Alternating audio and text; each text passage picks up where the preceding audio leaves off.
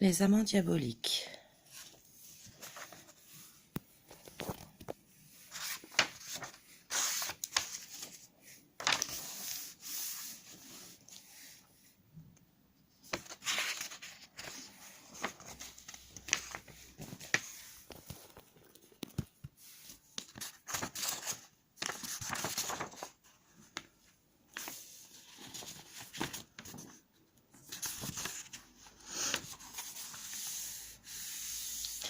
Le silence de Jeannette.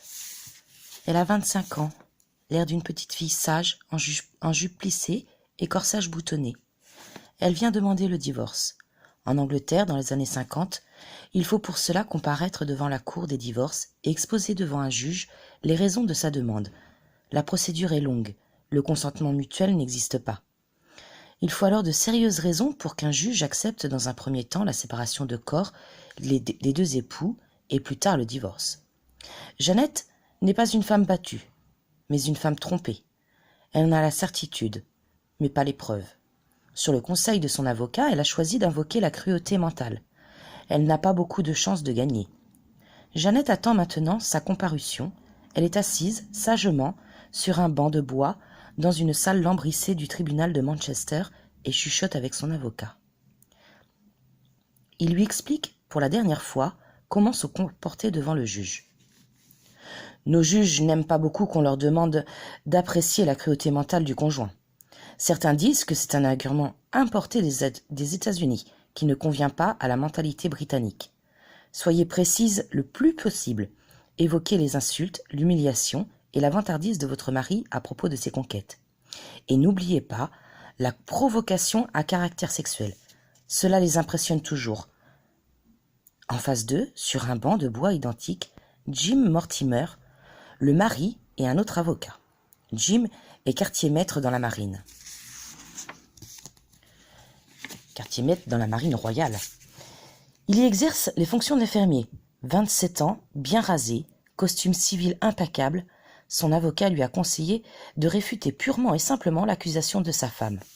Cruauté mentale, le juge n'y croira pas une seconde. Croyez-moi, elle n'a aucune preuve d'adultère, ça peut durer longtemps. L'huissier fait entrer le public, car public il y a. Les témoins des deux parties en présence le cas échéant, mais parfois aussi de simples curieux ou des journalistes lorsqu'il s'agit de gens connus. Difficile dans ces conditions de divorcer dans l'intimité.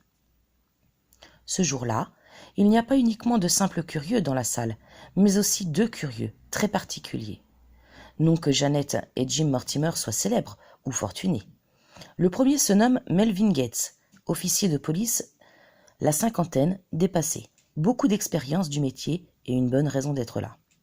Le second est un journaliste spécialisé dans les affaires criminelles.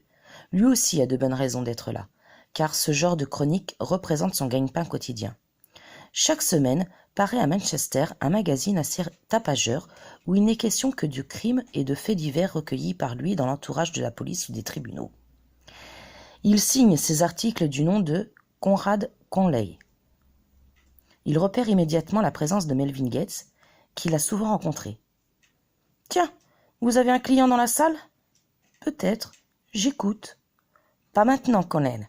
Si j'ai raison, pardonnez-moi, vous pourriez tout faire rater. »« D'accord, pas maintenant, mais vous me gardez la suite. »« Promis. » Conrad Conley a également la spécialité des croquis d'audience, qui illustre ses articles. Son œil inquisiteur, fureteur, se porte sur Jeannette puis sur Jim. Il sort son carnet et son crayon.